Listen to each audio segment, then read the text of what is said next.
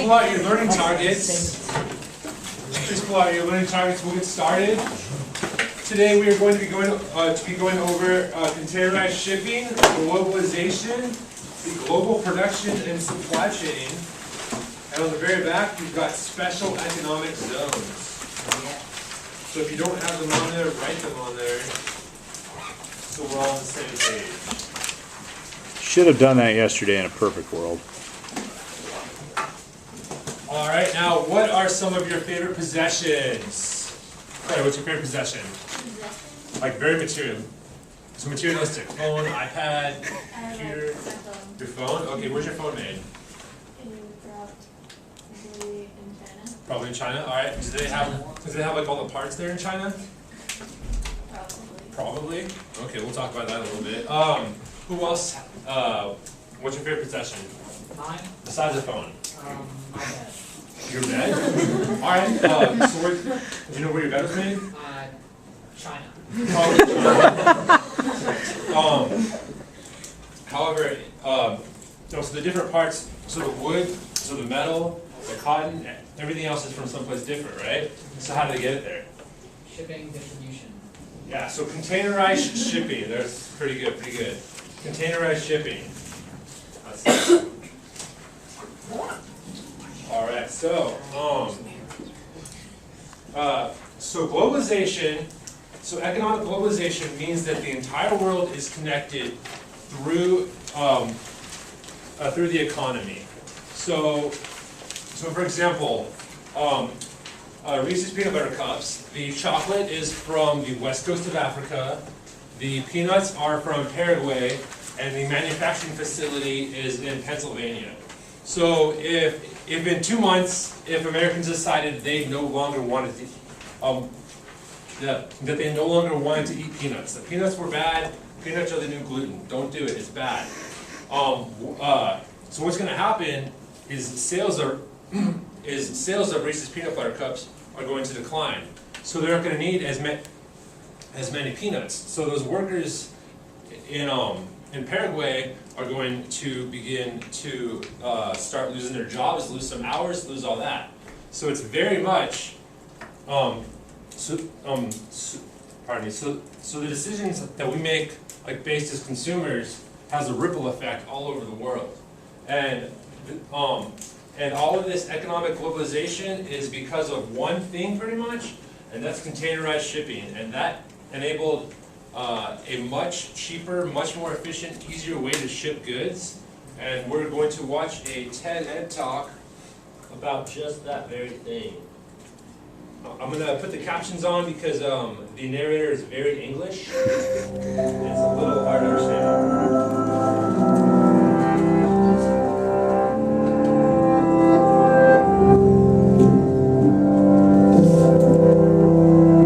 Everything is everywhere these days.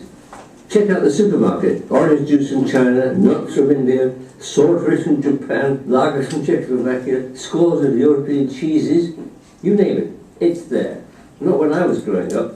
You'd never taste the range of French cheeses or Bohemian lager beer. At least you couldn't unless you were very rich and could go anywhere when the fancy took you. All that has changed. But it's not just foods. Got an iPhone? Everyone knows it was invented and designed at Cupertino in California. Who knows where the complex bits and pieces of its innards are made or assembled? Apple doesn't say. The industry credits China, Japan, Germany, South Korea, and of course the United States itself. Just think for a moment of the trillions of parts and finished goods moving cheaply around the world every second, a small portion by air, but most by sea. We call it globalization. But the man who basically made globalization a reality in our lives is too little known. This is his story, the story of the man who makes your day. In the Great Depression of the 30s, when millions of Americans were out of work, worse than now, Malcolm McLean was a 24-year-old truck driver. He got a job to take cotton bales from Fayetteville in North Carolina all the way to a pier in Hoboken, New Jersey, for shipping overseas. He was glad of the work, but when he arrived, he got bored out of his mind, sitting in his truck, waiting and waiting and waiting on the docks, as the worker ants muscled crates and bundles of other trucks and into slings that lifted the goods into the hold of the ship.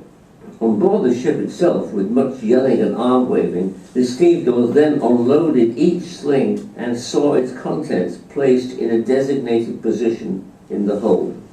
Malcolm wasn't just bored, he was fuming. His income depended on getting back to North Carolina to pick up more loads in his truck. Out of the frustration, inspiration struck.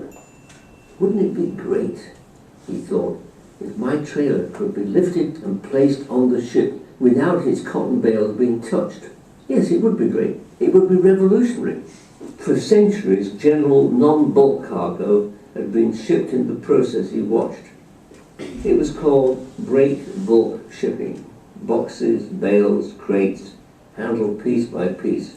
What Malcolm envisaged would have saved him only a day, but it would have saved everyone else something like 2 weeks in loading and unloading the ship. On average, it was 8 days to haul and distribute break bulk shipments in the hold, plus another 8 days at the other end to retrieve and distribute. All that time would have been saved if Malcolm McLean could have just driven his truck onto the ship and at the other end driven it off. Well, today that concept is a reality. The concept that occurred to Malcolm is known as containerization. It has done more than just save a great deal of time. It's the reason why we have a thriving global marketplace offering us that infinite variety of things. And it's the reason we can move cargoes from remote parts of the world at minimal cost. Malcolm had his idea in 1937. The 24-year-old truck driver sitting in his truck in Hoboken was 40 before he did anything about it. By then, he built his one truck into a big trucking company. He borrowed money from an enterprising vice president at Citibank in New York and set about designing the steel boxes and the decks of the ships to carry them, stacked one on top of another. A lot of people thought he was crazy. Inventors always attract armies of naysayers who can never remember how critical they were. For our part, we should remember Malcolm McLean. His first container ship, the Ideal X, sailed from Shed 154 at Marsh Street, Port Newark, with 58 well-filled boxes. It was the beginning of the container era, shrinking our world and enlarging human choice.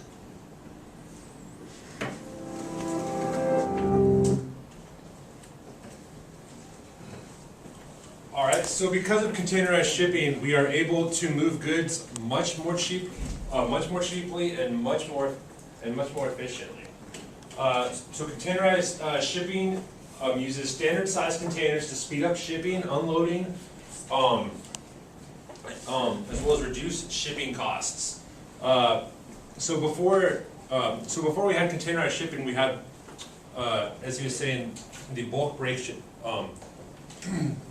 the bulk shipping, which typically would take, you'd usually have like 60 to upwards of hundreds of different like dock workers. Now you can have the whole thing pretty much streamlined with about 20 employees, because all you're doing is using cranes to take those containers off of the boats, put them on trucks or trailers, and then they're off. And so as the second biggest spending nation, we spend $2.3 trillion on imports every year as Americans. Why is containerized shipping so valuable to us? Amanda? Yes. Why is it more important to us? So why is it so valuable to have it?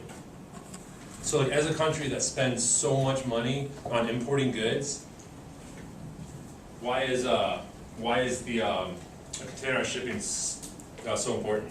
Well, because then we can move it easier and faster, so our money we can make more money doing it. Yeah, so our money goes a lot further, and it's a lot easier to spread those ideas. All that stuff is just much easier. So we end up saving money, spreading more money around, giving more people jobs. It's good for a lot of people.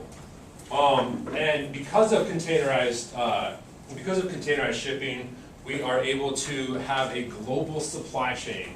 So for example, Nike shoes. There's leather, there's cotton, there's polyester, there's rubber, Those all come from different places. So you have several raw materials. So leather is going to come from typically South America. You'll get the cotton from Africa. You'll get nylon and polyester from China, and the headquarters is in pardon me, is in Oregon. So from here you have the leather moved to here where it gets like prepped or treated, and then moved here, and then eventually everything meets together in either China or Vietnam, where it's all manufactured. And once it's manufactured, it moves back typically to the U.S. or to other markets where they can sell their product pretty easily. So the cost comparison is really they say there's a lot of money to be saved by using containerized shipping in the global supply chain. It would typically cost an extra $4 per phone if every iPhone was manufactured in the U.S. However, the labor would be an extra $600 million plus the extra taxes. So Apple saves $4.2 billion a year by using containerized shipping and global supply chain. So that's a pretty big deal. This is a pretty good way to look at where things come from. Wills, what do you think the red areas typically offer to the global supply chain? Raw materials. Raw materials, yeah. So you've got a lot of leather, a lot of cotton. And Africa has a lot of gems and ores and all that sorts of stuff that we use in in silicon chips and all that stuff. What do you think the green area is, Katie? Assembly or manufacturing? Not quite. Green is going to be where you get a lot of your design as well as typically your biggest market share, because these areas typically people have the most money to spend. The blue area is going to be manufactured. So typically, raw materials are going to come from South America, Africa, a little bit of Southwest Asia, and we'll go over to China, Vietnam, a lot of the Indo-Pacific region to be manufactured and then shipped to the green regions for sale, and that's also where it's designed. So Marcus. So what? It's not here. It's not here. All right, safe here. Safe. What role does containerized shipping play? Moves it much faster. Yeah. It would take a lot longer to get just boxes and boxes and boxes of leather shipped and dropped off here than it is just to drop off a container. And who suffers if a single link in the chain falters? Alexi. Everyone? Well, sort of, yeah. It's actually a very fair answer, because like I was saying earlier, if all of a sudden we as Americans decide to stop eating peanut butter cups, these farmers in Paraguay are not going to have to produce as many peanuts. These farmers in West Africa are not going to need to produce as much cocoa, and they're going to lose jobs. They're going to downsize, and then the Americans are going to stop spending money on the peanut butter cups. So if something happens, if there's a problem in one of the links, a lot of people are going to suffer because, well, not so much suffer, but things are going to change a little bit for them, because they are because globalization has made our economy so linked and so just all together. So this is a nice little infographic that shows Apple's fabrication facilities. As you'll see, the majority of them are in north of the equator. We've got about 84 of them in North and Central America, and quite a bit more over in Asia. 330 in China, 148 in Japan. There are a lot facilities there, and so you've got parts coming from here. Typically silicone chips are made in like northern Africa because there's a lot of sand and it comes from silica, and a lot of parts down here as well, and just all over. So yeah, containerized shipping plays a huge part and is a very, very important part of globalization. We're going to do a supply chain map activity, and y'all are going to just work with your row partners. What you're going to do is you're going to, between the two of you, pick a product, your favorite product. Try and stay away from iPhones because we've already covered that, as well as Nike products because we've already covered that as well. And what you're going to do is you will want to start off by finding like where your item was manufactured at. So if you have a purse that was manufactured in China, you'll want to start there. And typically, it shouldn't be too hard to find this stuff online. Just do a little research, and you can go back and see like where the cotton came from for your backpack, where the leather came from for your backpack, where the zipper came from, where the metal came from, all that sort of stuff. Just by starting at the source. So, y'all are going to be just be row partners. I'm going to pass out the map activity, and y'all can decide on a particular item to use. And I will show you my example in just a second. It is a darn good example.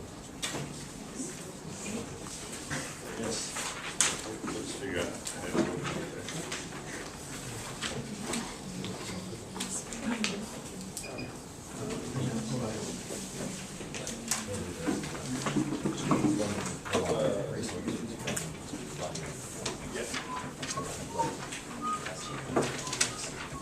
Okay, so I did Nike shoes. I did Nike shoes myself. So the Nike headquarters is going to be right here in Oregon. Typically, the leather is going to come from South America or on the Amazon, and the rubber comes from Thailand and Indonesia, and it's all sent in containerized shipments to China and Vietnam, where they will manufacture it, and then from there it'll be distributed back over to America, to Europe, to wherever they have different markets. So the best place to start is typically going to be the company's website. A lot of websites will tell you like where their stuff comes from if you look hard enough. If you're having trouble finding information, just sort of break down your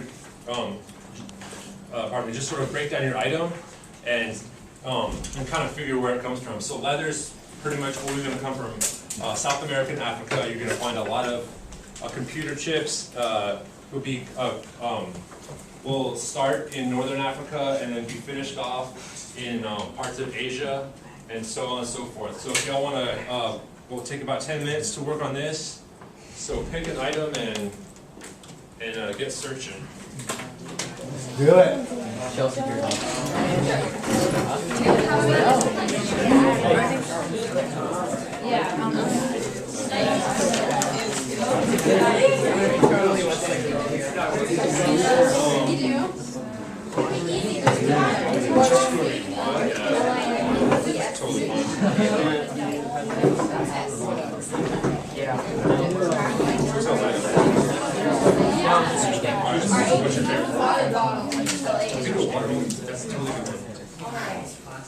And you don't have to have many different outlets.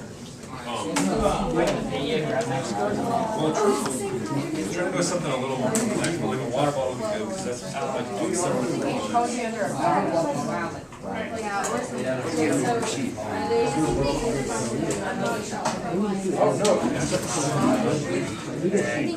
So what's y'all's item? Alright, look, do I need one since he's... No, y'all can do too. NVIDIA graphics card, awesome. That's gonna have a lot of stops, but just do as many as you can find.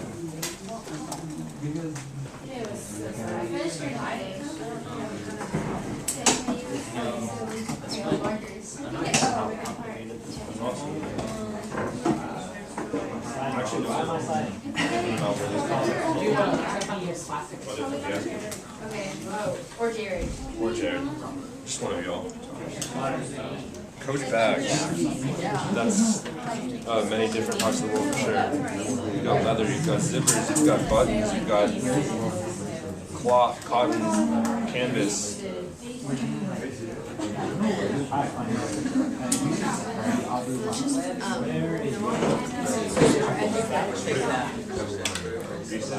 See if y'all can find out what it costs Coach to make their bag compared to what they sell it for.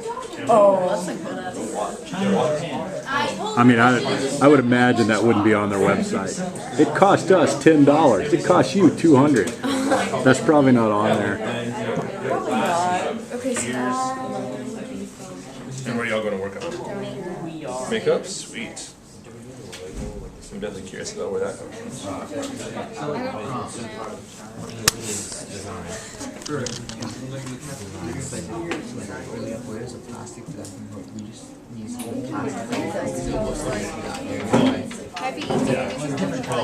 Yeah, so the majority of plastic polymer actually comes from China. They actually produce a lot of that polymer there. Taiwan is in China.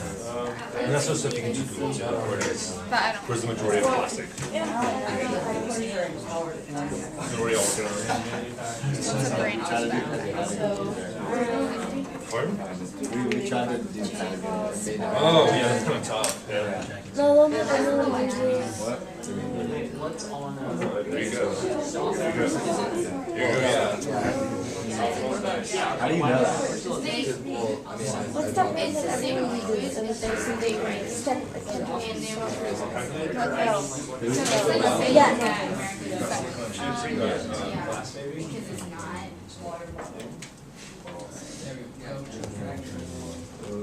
Are y'all having some trouble or anything? Yes. Okay, well, they just want to start off with like where's it manufactured? Where is it manufactured? Where's the reason? This is the first thing you want to find. Is where it's made, and then work backwards. That's where you want to start.